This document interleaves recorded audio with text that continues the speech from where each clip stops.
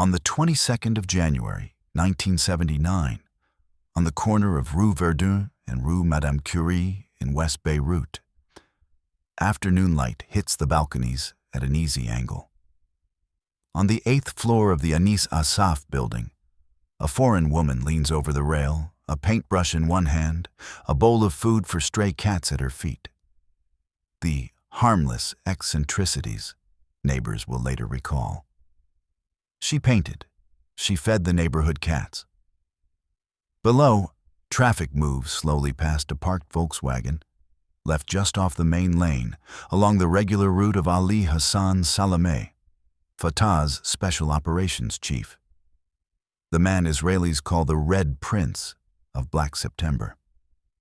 A news magazine will later describe how, at 3:35 p.m., a car bomb turned Rue Verdun into smoke and flames, killing Salameh, 4 of his bodyguards, and several bystanders.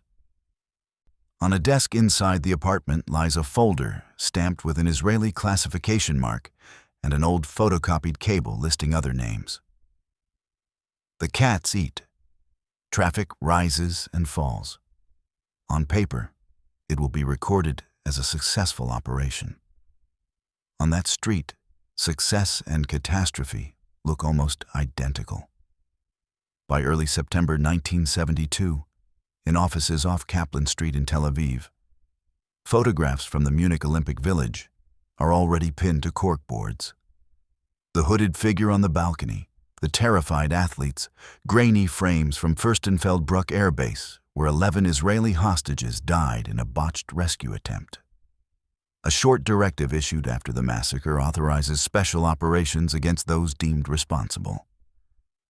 Intelligence Chief Zivi Zamir and Senior Mossad Officer Mike Harari are among those tasked with turning a sense of national trauma into a covert campaign later known as Operation Wrath of God, or Bayonet. The language in the minutes is abstract. Deterrence, active defense, long-range capability. In the working rooms, it translates into lists of names, photographs, hotel addresses, habitual cafes. Sound, the soft whir of an overhead projector, pages being moved from in-tray to out-tray, the faint buzz of fluorescent lights. Texture, ashtrays filling beside coffee cups, paper curling slightly at the edges from overuse. Light, harsh white office lighting, flattening faces and maps alike. The narrator notes that in the months after Munich, Western intelligence services quietly expand their own cooperation forums, feeding terrorism-related data into shared channels that will include Israeli liaison officers. A name entered into this system becomes easier to find and harder to escape. One internal assessment from that period summarizes the policy. We can only trust ourselves. The decision feels clean in the records, a cabinet conclusion, a directive number. But every clean phrase points toward futures that will not get their own files. Across Europe, Palestinian representatives go about their work unaware that their names are moving through cable traffic at speeds they cannot match. The files now need eyes and legs, and faces that can pass in Paris, Rome, Nicosia, and Beirut. In late 1972, on a gray morning near Boulevard Saint-Germain in Paris, Sylvia Raphael walks with a camera slung across her shoulder. Registered in France under the name Patricia Roxburgh. Her official life has layers.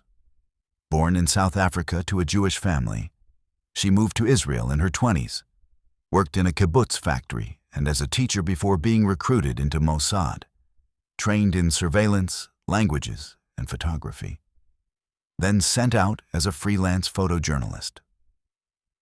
Her archive, years later, will include images from Yemen, Jordan, and the Horn of Africa. Genuine journalism and operational cover in one. She returns to a modest rented apartment near the Latin Quarter, places film canisters beside a shortwave receiver and a small notepad of names and numbers coded in a personal system she will later describe as primitive but effective. Sound. The distant rumble of the metro. A kettle starting to whistle. Radio static as she tunes through frequencies. Texture. Chemical tang from trays in a makeshift darkroom. Worn camera strap digging into her shoulder. Light. Red safe light over developing trays. The rectangular glow of the street lamp outside, casting shadows across her developing prints. Her family back in South Africa will see only the photographs and gallery notes, not the cables where her reports are summarized as valuable intelligence linked to the targeting of Palestinian activists in Europe. In one letter home, she mentions attending an exhibition opening. The same week, a surveillance report bearing her operational signature notes the movements of a PLO representative through 3 districts of Paris. The legend works because it gives her something real to hold. A camera, a profession, a name that could appear on magazine credits. For a time, the life on the surface is not a lie, but a parallel truth, until it becomes impossible to tell which version is genuine. In another European capital, a man she helps track will be killed in the lobby of his building by people whose faces his neighbors never really noticed. By autumn 1972, intelligence cables crisscross Europe, traveling from Bern, Rome, Paris, and other capitals toward Tel Aviv and each other. Terrorism liaison forums, built in the 1960s and sharpened after Munich, circulate lists of suspected militants, sympathizers, and fundraisers. The bureaucracy of counterterrorism moves faster than its targets. One cable from Rome summarizes police surveillance of Wales Zwider, a Palestinian intellectual and translator questioned after an oil refinery bombing and released without charge, then filed as of interest and shared with partners. The wording is cautious, hedged, suspected connections, possible affiliation, but the name is now in a wider system, accessible to agencies that operate under different rules. Minutes from liaison meetings show that partners share unconfirmed claims about who belongs to Black September, which fronts operate under which initials, who might be in contact with whom. The chain of custody for each accusation becomes wider, more blurred. A report from one capital cites local sources. Another reproduces it as confirmed intelligence. By the third iteration, the qualifiers have often disappeared. Sound. Teleprinter clatter in a European interior ministry. Mechanical beeps of cipher machines. A secretary tearing off cable strips and filing them in colored folders. Texture. Thin. Fragile cable paper. Staples catching on fingers. The smooth surface of classified document stamps. Light. Institutional fluorescent lighting, reflected in gray metal filing cabinets that line narrow corridor offices. The narrator observes calmly that while Munich is the trigger for this burst of activity, the practical effect is much broader. A long list of Palestinians in Europe suddenly becomes accessible to a small office on Kaplan Street that views deterrence and retaliation as overlapping categories. The distinction between operational planners and political representatives begins to blur in the files. Once someone's name enters a liaison cable, it can travel farther and faster than they ever will. And the file often lasts longer than the person. The first man whose name moves from cable to death will be a translator walking home in Rome on an October evening. On the night of the 16th of October, 1972, in an apartment building near Piazza Annibaliano in Rome, Wael Zwider steps into the lobby after visiting friends. He is the PLO representative in Italy, known to his circle as a literary man, working on a translation of 1001 Nights. Days earlier, Italian investigators had questioned and released him in relation to a refinery bombing. To Israel, he appears in reports as a suspected Black September liaison. To his friends and partner Janet Van Braun, he is a gentle, politically engaged intellectual who writes poetry and discusses Arabic literature over coffee. As he reaches the lobby around 10:30 p.m., 2 gunmen step forward. 11 shots are fired, a detail that will be repeated in later accounts and linked symbolically to the 11 murdered Israeli athletes at Munich. Zweiter collapses on the tiled floor. The gunmen leave quickly on foot, disappearing into the Roman night. Sound, the cage elevator's metal door closing above, footsteps echoing on stone, the sudden percussive echo of gunfire bouncing off hard lobby surfaces. A neighbor's door opening a moment too late. Texture, cold marble under his palms, brass mailboxes glinting dully, flaking paint on the stairwell walls, light. A single dim bulb casting long shadows, brief muzzle flashes that illuminate nothing. Police and press reports will frame him as suspected Black September operative. Palestinian accounts will insist he had no operational role in Munich, that he was a cultural representative and translator whose politics made him a convenient target. Decades later, even some Israeli sources will quietly call the killing a mistake or describe the evidence linking him to Munich as thin. Between those framings lies the body on the lobby floor and a partner who will spend years arguing that the wrong man died. In one set of documents, Zweiter's name is neatly crossed off a list compiled in Tel Aviv. In his friends' letters and memorial writings, the space he leaves never quite closes. His unfinished translation of 1001 Nights remains incomplete. Less than 2 months later, another target will answer his telephone in Paris, standing over a bomb wired to the line. On the 8th of December, 1972, in a flat off Boulevard Saint-Michel in Paris, Mahmoud al-Hamshari, the PLO's representative in France, answers his telephone at midday. For weeks, a man posing as an Italian journalist has visited, asking about Munich, about PLO structures in Europe, about his personal story. Al-Hamshari, who enjoys discussing politics and considers himself a spokesman for the Palestinian cause, has welcomed the conversations. While those interviews distracted him, technicians entered the apartment under false pretenses. One account describes them posing as workmen checking a gas leak, and installed explosives beneath the base of his telephone, wired to a remote detonator. That afternoon, the phone rings. Al-Hamshari answers. The caller, later identified in French police reports as speaking with an Italian accent, asks, "Is this Mahmoud al-Hamshari?" He confirms his identity. A signal is sent from a vehicle parked nearby. The device detonates, destroying the telephone and tearing through his lower body.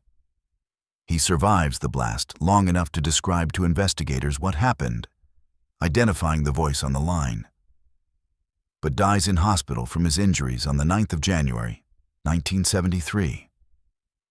Sound, the bell of the phone, sharp and ordinary. A short, sharp crack, tearing plaster and shattering glass.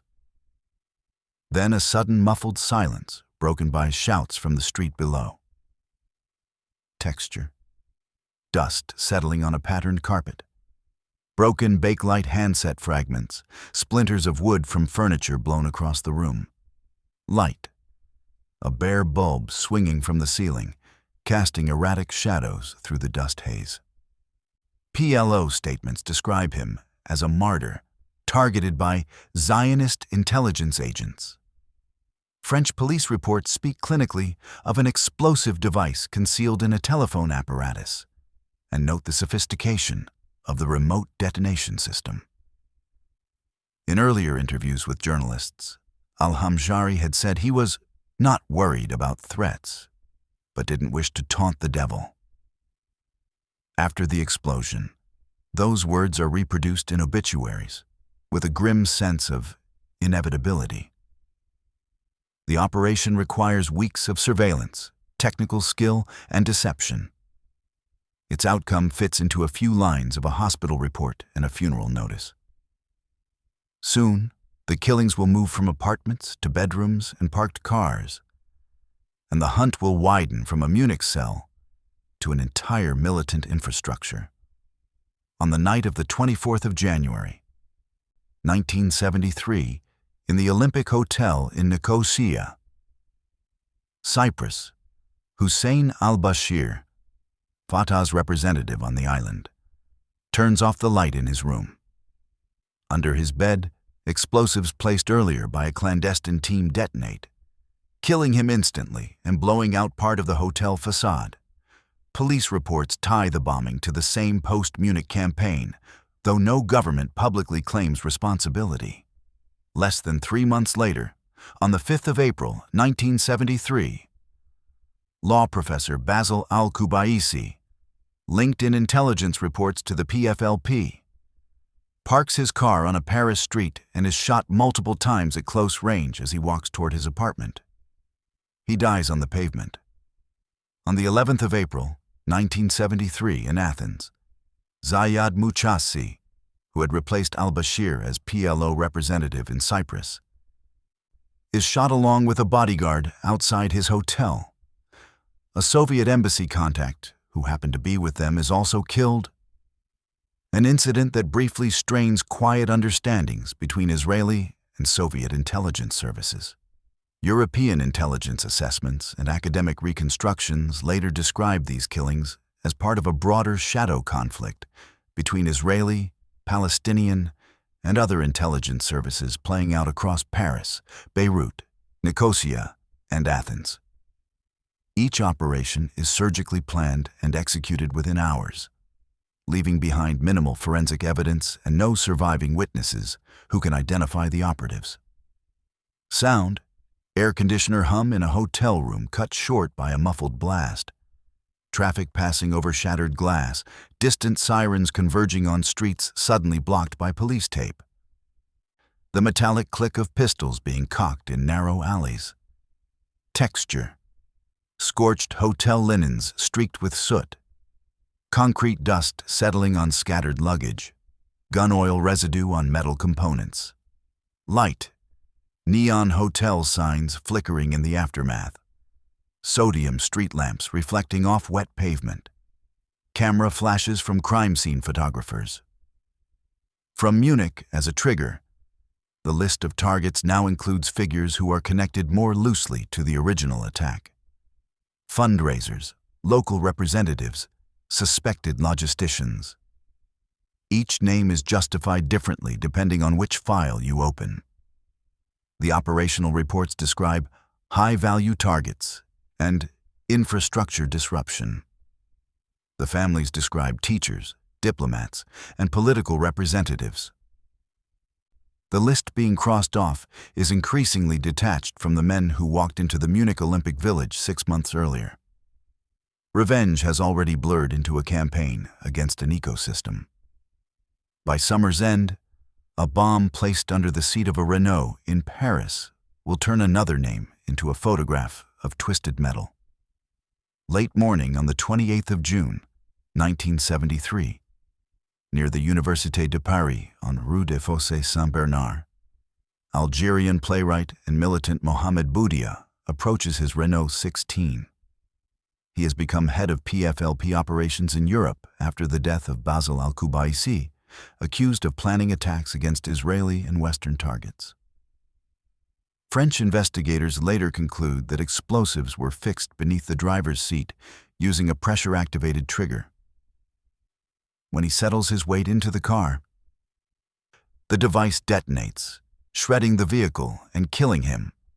Newspapers report the attack in clinical terms. Presumed member of Black September, car bomb, investigation underway. Off the record, police sources point toward foreign intelligence. On the record, no government names Mossad. One French security official will later describe the investigation as professionally constrained by diplomatic considerations. Boudia's background complicates the narratives.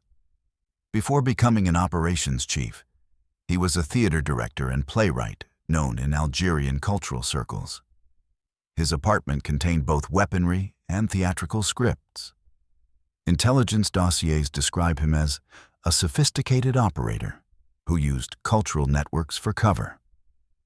Friends describe him as a complicated man, charming and dangerous in equal measure. Sound, everyday city traffic, pigeons cooing near the university gates, distant church bells marking the hour. Then a sudden concussive blast that rattles windows 3 blocks away, followed by the chain reaction of car alarms triggered by the shock wave. Texture, torn upholstery, bleeding foam padding, fragments of safety glass scattered like ice across the pavement, charred paper drifting down from the explosion column.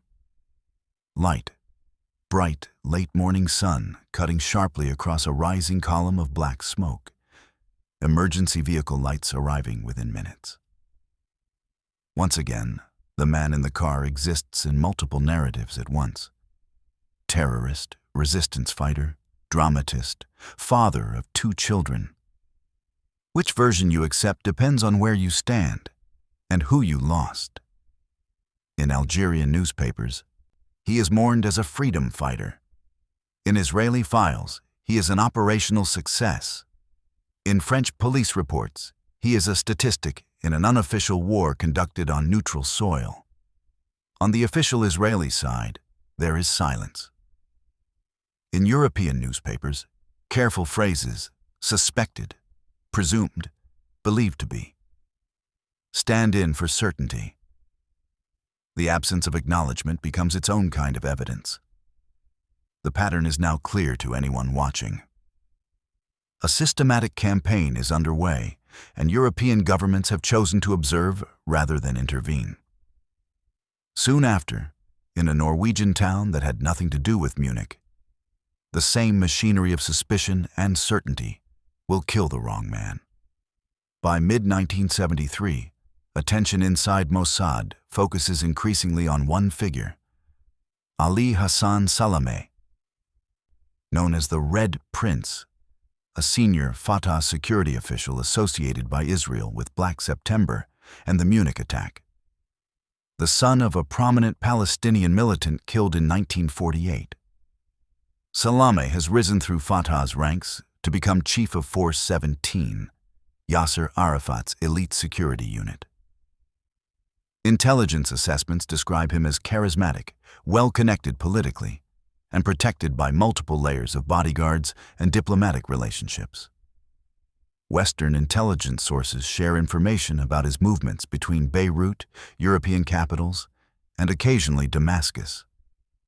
Some reports question the degree of his personal involvement in Munich. For Israeli planners, the distinction matters less than his status as both symbol and operational coordinator of armed actions abroad. Accounts from former operatives, published decades later, describe long periods of surveillance, failed attempts to approach his convoy in Beirut, and at least one aborted plan to attack him in a public restaurant because the expected civilian casualties were judged excessive even by operational standards. The file on Salameh grows thick with surveillance photographs, intercepted communications, and reports from sources who observe his routines. The gym where he works out, the cafes he frequents, the routes his drivers prefer. One Mossad officer, operating under deep cover in Beirut, later describes being sent to observe Salameh and being strictly ordered not to establish contact, yet gradually befriending him under an assumed identity over months of carefully orchestrated encounters. In a memoir published after both men were dead, the officer writes, "He was my friend and my mortal enemy." That contradiction never resolved itself. Sound, Beirut street noise filtering through apartment windows, the clank of gym weights in a private club where watchers and watched sometimes overlapped. The murmur of conversations in cafes where surveillance teams rotated through tables. Texture, sweat-dampened towels in a gym locker room, stiff leather covers of surveillance notebooks filling with handwritten observations, light, harsh neon tubes in a private sauna, soft, late-afternoon sun slanting along Rue Verdun, gilding the balconies where watchers positioned themselves. To the analysts compiling his movements into dense lines of text and route maps, he is a problem to solve, a node in a network to be removed. To at least one operative whose cover life genuinely intersects with his, he becomes a complex human presence that complicates the clinical word target. The first serious attempt to remove him will not kill him at all. It will kill a Moroccan waiter in Lillehammer and fracture the legend of Mossad's operational infallibility. On the 21st of July, 1973 in Lillehammer, a quiet town in Norway known more for Olympic sports facilities than international intrigue, Moroccan waiter Ahmed Bouchiki walks home from a cinema with his 7 months pregnant wife, Toril, along a residential street near the public swimming pool. The evening is bright in the Nordic summer, children still playing outside despite the late hour.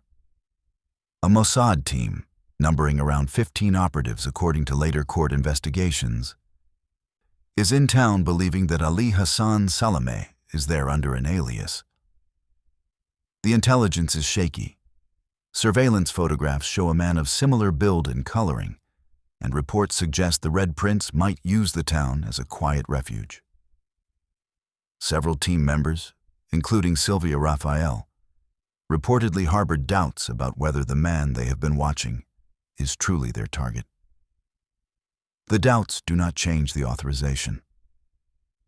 As Bouchiki and Toril walk past parked cars on the quiet street, a vehicle pulls up alongside them. 2 agents step out and fire multiple shots into Bouchiki's back at close range. He collapses on the pavement in front of his wife, dying within minutes.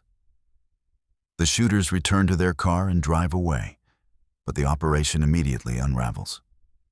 Norwegian police respond quickly and efficiently.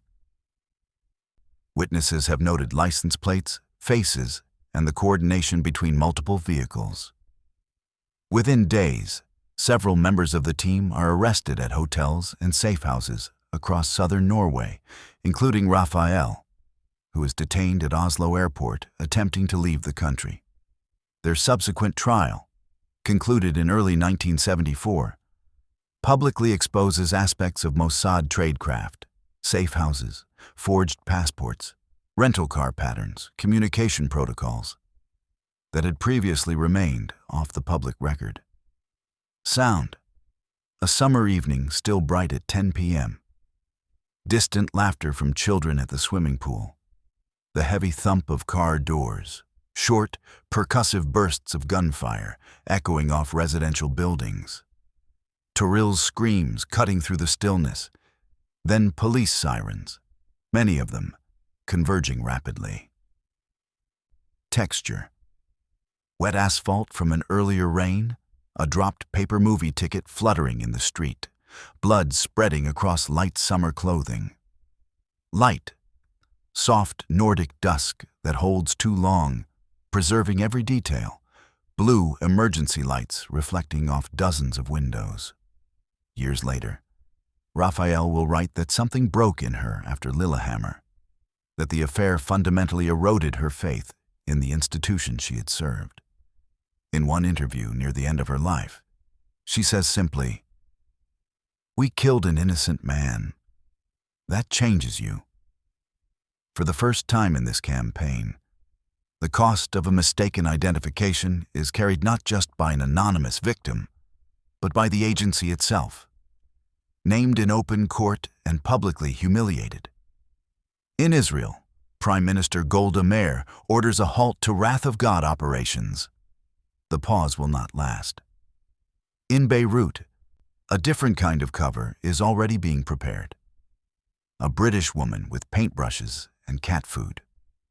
In late 1978, a woman traveling on a British passport issued in 1975, using the name Erica Chambers, arrives in Beirut during a period of relative calm between the civil war's shifting battle lines.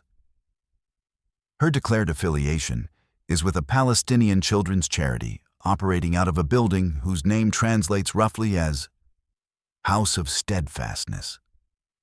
She rents an apartment on the 8th floor of the Anis Asaf building on the corner of Rue Verdun and Rue Madame Curie, a location that overlooks Bekaa Street and offers a clear sight line to the route regularly used by Ali Hassan Salameh's convoy, traveling between his Snubra apartment and other locations in West Beirut.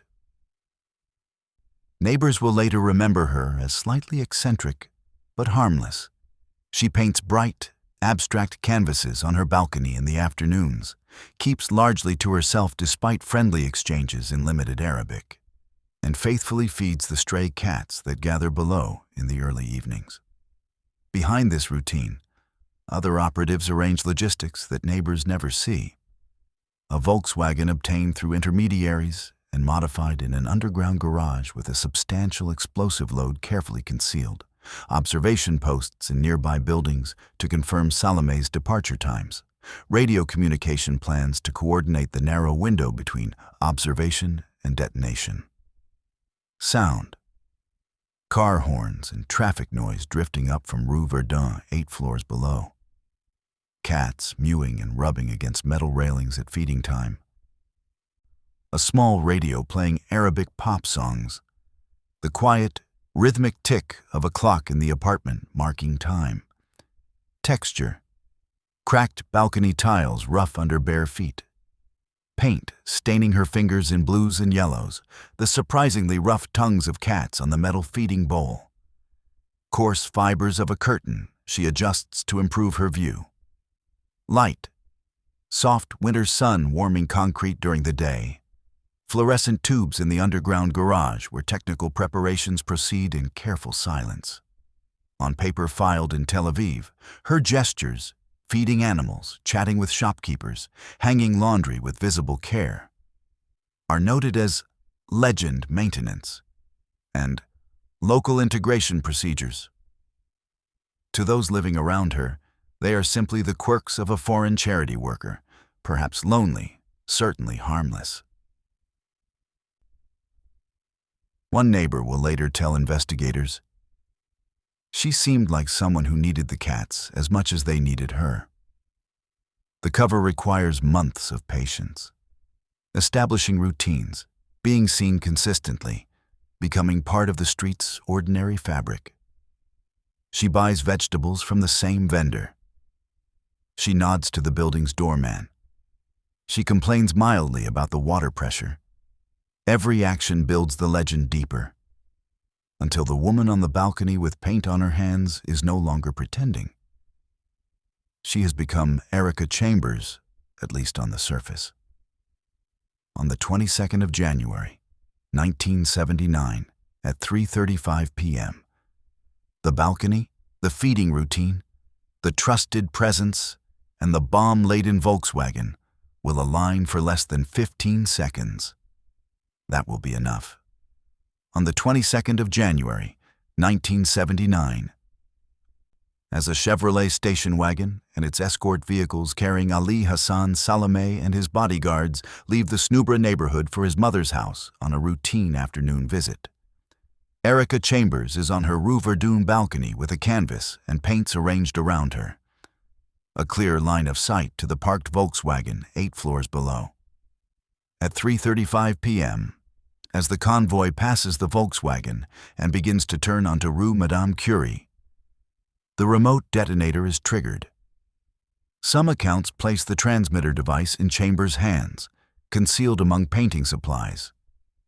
Others suggest a separate operator positioned nearby transmitted the signal. The effect is not disputed. The Volkswagen explodes with massive force, tearing through Salameh's armored Chevrolet and devastating the surrounding street. Salameh is pulled from the wreckage alive, but critically wounded, his lower body destroyed by the blast.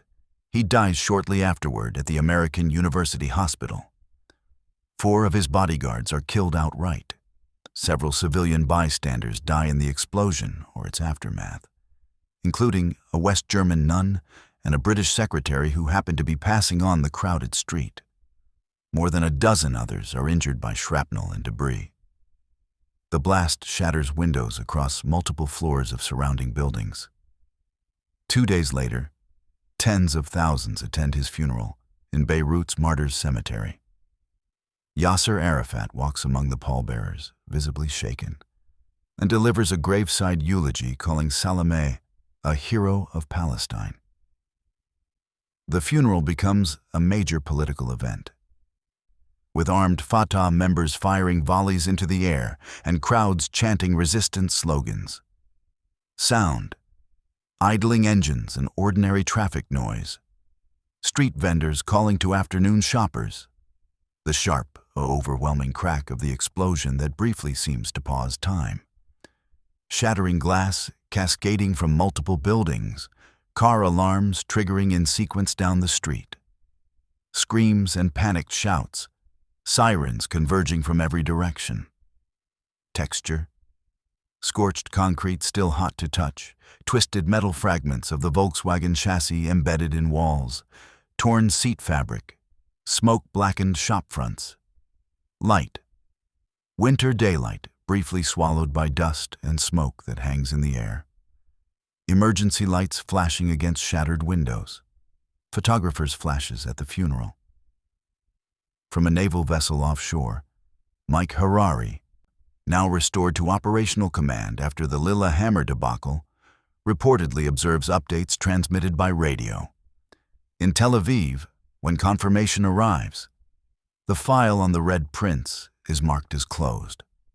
In apartments around Rue Verdun, families sweep broken glass for days, finding tiny fragments in unexpected corners for weeks afterward. On the balcony of the Anis Asaf building, the cats will not be fed again. Chambers is quickly exfiltrated out of Lebanon by sea within hours and disappears entirely from the public record. The apartment is later found empty except for painting supplies, some cat food, and a few changes of clothes. Officially, Operation Wrath of God has achieved its final objective. On that street, the same blast that closes one file opens several others. Widowed families, injured passers-by, and a neighborhood that will forever remember an afternoon when the air itself turned to shrapnel. The cats at the base of the building become part of the story because they are among the few details people remember clearly about the woman who left. In the years after Lillehammer and Beirut, most governments maintain careful public distance from the operations. Norway prosecutes 6 agents for Bouchiki's murder, including Sylvia Raphael, sentencing them to prison terms between 5 months and 5.5 years. The Norwegian government later provides financial compensation to Toril Bouchiki. Court records lay out forged passports, rented cars, and communication patterns in unprecedented detail. Elsewhere, cases stall. French, Italian, Greek, and Cypriot police files exist, but public accusations against Israel rarely follow. Internal memoranda use blunter language. Externally, Foreign Secret Service becomes diplomatic code. Decades later, as European archives open and historians gain access to intelligence liaison records, a broader picture emerges. Western services often shared information on the individuals later killed, under counterterrorism cooperation frameworks established after Munich. After conviction and early release in 1975, Sylvia Raphael settles in South Africa with Norwegian lawyer Aneus Schut Jr., who defended her.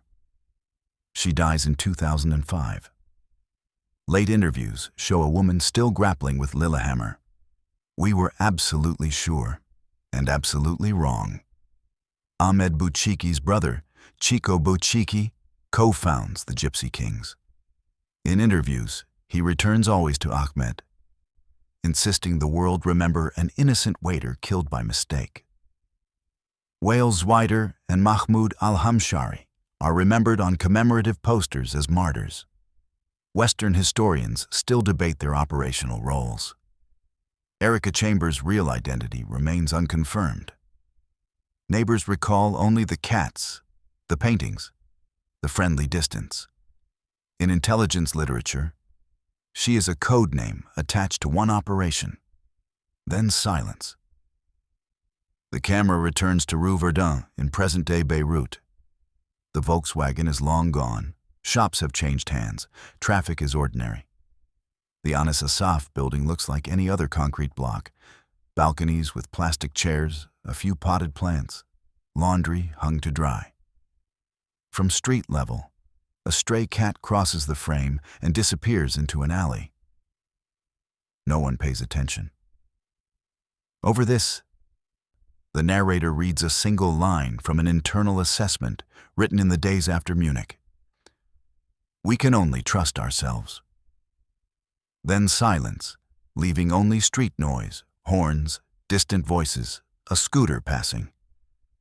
And the image of a balcony where, once, someone stood feeding cats while waiting to press a button.